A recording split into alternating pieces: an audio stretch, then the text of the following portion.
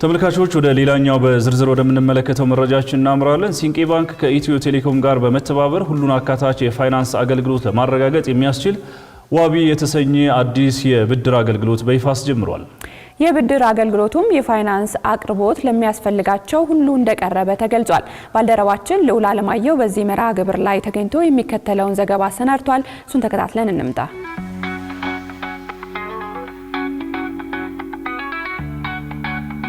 ሰላም ተመልካቾች እንዴት አላችሁ? በዛሬው ዕለት እንግዲህ ሲንቄ ባንክ ከኢትዮ ቴሌኮም ጋር በመተባበር ሁሉን አካታች የፋይናንስ አገልግሎት ለማረጋገጥ የሚያስችለውን የዲጂታል ፋይናንስ አገልግሎት በይፋ አስጀምሯል። እኛም በዛሬው ፕሮግራማችን ይህን መርሃ ግብር በስፋት እንቃኛለን። አብራችሁን ቆዩ።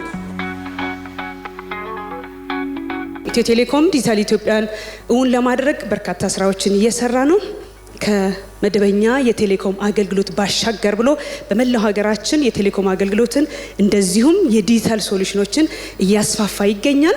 ኢትዮ ቴሌኮምና መሰል ተቋማት ደግሞ የፋይናንስ አገልግሎትን ተደራሽ ለማድረግ ከብሔራዊ ባንክ ጋር በመሆን ማነቆ የነበሩ አሰራሮችን፣ ፖሊሲዎችን፣ መመሪያዎችን እንደዚሁ እየቃኘን እየፈታን እያስወገድን እንግዲህ የዲጂታል ጥቅም ምንነት ገብቶን በዲጂታል ህይወትን ለማቅለል የፋይናንስ አገልግሎትን አካታችን ተደራሽም ለማድረግ ይህ ሲሆን ደግሞ ዲጂታል ኢትዮጵያን እናፋጥናለን ብለን በጋራ እየሰራ ነው የምንገኘው ማለት ነው። 200,000 ሰው ብድር ስንሰጥ ወረቀት ፕሮሰስ አድርገን ነው፣ የሰውን እጅ አሳትፈን ነው። ይሄ በጣም ኤክስፔንሲቭ ነው። አንድ ሰው ለምሳሌ ለ600,000 ሰው ብድር እንሰጣለን ስንል አንድ ሰው 10 ወረቀት ቢጠቀም ለአንድ ሰው ብድር ለመጨረስ 10 ወረቀት ቢጠቀም በ600,000 ማባዛት ነው ማለት ነው። እንዲህ አይነት ስትራቴጂክ ፓርትነርሺፕ ከመጣ ኤፊሺየንሲውንም እንጨምራለን፣ ኮስቱን እንቀንሳለን፣ ወደምንፈልገውም መንገድ በፍጥነት እንጓዛለን ማለት ነው። ብድር ካለ ዜር ኢዝ ሪስክን ማኔጅ የሚያደርጉት እነ ኦቦ ነዋይ ገንዘቡን ከኪሳቸው አውጥተዋል ነው የሚሰጡት፣ ከኛ ሰብስበው ነው የሚሰጡት። ያ ገንዘብ ደግሞ ቤዝድ ኦን ሪስክ ሬቲንግ ነው። ሪስክ ሬት የሚደረገው ዴታ ነው። የዴታ ጥራትን መስራት እጅግ በጣም አስፈላጊ ነው። ደንበኞችን መብታቸው የተከበረ አገልግሎቱ ህይወታቸውን የሚቀይር መሆኑን ማረጋገጥ እጅግ በጣም አስፈላጊ ይሆናል ማለት ነው።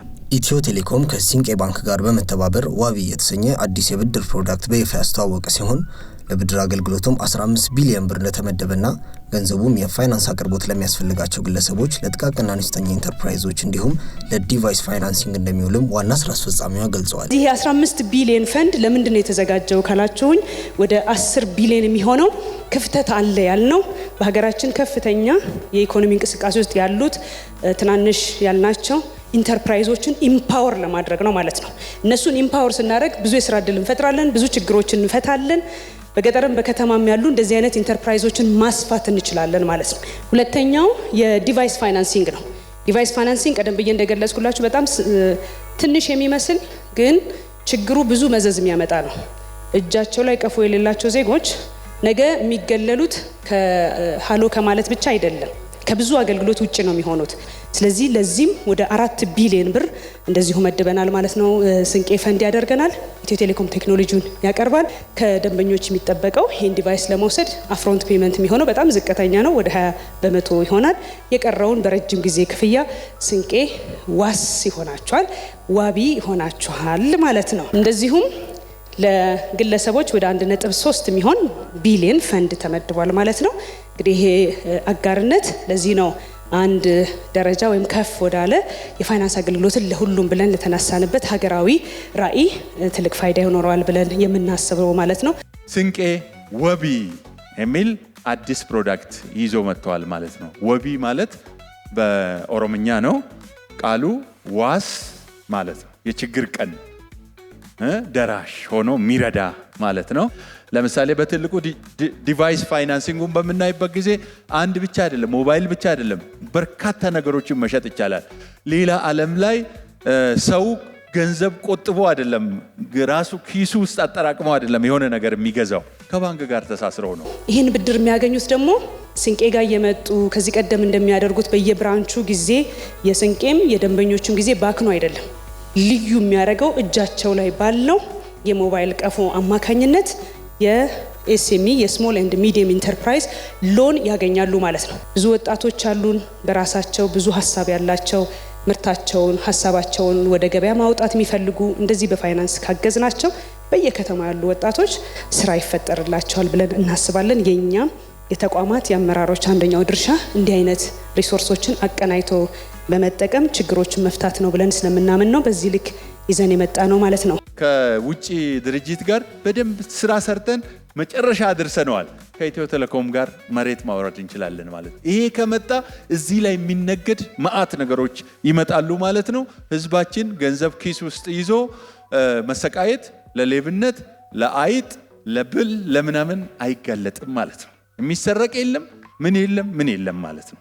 ኢኮኖሚው ፍጥነቱንም በዛው ልክ እየጨመረ ይሄዳል እና ብዙ ነገሮችን አብረን ሆነን መቀየር እንችላለን። ሪስፖንሲብል ክሬዲት ያልኩት it is this very important ሰዎች ብድር ተበድረው መጥፋት ሳይሆን ብድሩን ለሚጠቅም ዓላማ ማዋል ፕሮዳክቲቭ ለሆነ ዓላማ ማዋል very important ነው። ዛሬ ያየነው ፓርትነርሺፕ ሪስክ ቤዝድ ፓርትነርሺፕ ነው። ሌላው በሙሉ ገንዘቡ ለኮንሱመር ኮንሰምፕሽን ብቻ ሳይሆን ኢኮኖሚክ ቫልዩ ለሚያወጣ ሰግሪጌትድ ሆኖ መምጣቱ ይሄም ደግሞ የሚበረታታና ድጋፍ ሊደረግለት የሚገባ መሆኑን ማስገንዘብ ፈልጋለሁ ማለት ነው።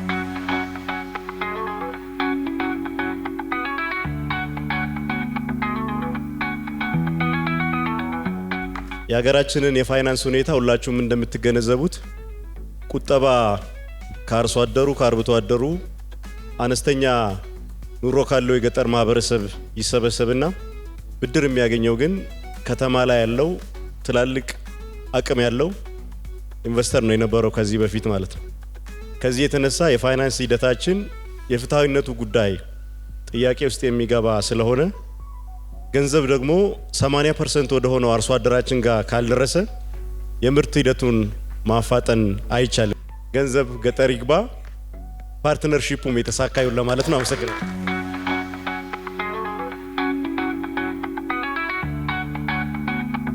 ስንቄ ከኢትዮ ቴሌኮም ጋር አብሮ ይሰራል። አሁንም እየሰራ ነው ያለው። ስለዚህ ኮኔክትድ ያልሆኑትን የቴሌኮም አገልግሎት እንዲያገኙ ወደ ስንቄ ብራንች ሲመጡ ሲም ካርድ ማግኘት ይችላሉ። አብረው ደግሞ በዲቫይስ ፋይናንሲንግ እንደዚሁም ዲቫይሱ እንዲያገኙ የሞባይል ቀፎ እንዲያገኙ እናደርጋለን። ከዛ ቀጥሎ ደግሞ ፋይናንሱንም እንዲያገኙ እናደርጋለን ማለት ነው። ስለዚህ ይሄ በጥምረት የሚሰራ ነው ማለት ነው።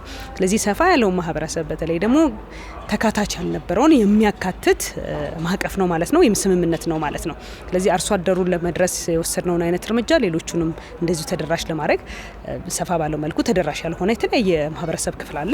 ስለዚህ ይህን እያጠናከርን ነው የምንቀጥለው ማለት ነው። ክፍተቶችን እያየን ነው። እነዚህን አጋርነቶችን እያደረግን ያለ ነው። በቀጣይ አሁንም እንዲህ አይነት አጋርነቶች መስፋት አለባቸው ብለን እናስባለን። በፋይናንስ አገልግሎት ተደራሽ መሆን የሚገባቸው በርካታ የማህበረሰብ ክፍል አሁንም ስላሉ ማለት ነውና ይሄ ወሳኝ ነው። ስለዚህ ለአካታችነት ለምናደርገው ጉዞ አንድ ትልቅ ምዕራፍ ነው ብለን እናስባለን። ወጪውን በጣም ይቀንሳል። ህብረተሰቡን ከቴክኖሎጂ ጋር ያስተዋውቃል። የስንቄ አይነት ተቋማትን ደግሞ ከእንደዛ በማኑዋሊ ስንለፋ ከነበረው በጣም ብዙ ቁጥር መድረስ ይቻላል ማለት ነው። ጥቅሙ በጣም ብዙ ነው፣ ዘርፈ ብዙ ነው እና ጠንክረን ከሰራን እንደ ሀገር ማህበረሰባችንም ይሄን ተረድቶ በዲሲፕሊን ይሄን ለመጠቀም ዝግጁ ከሆነ ሀገራዊ ብዙ ጊዜ ሳንወስድ ለውጡን ማምጣት እንችላለን ማለት ነው።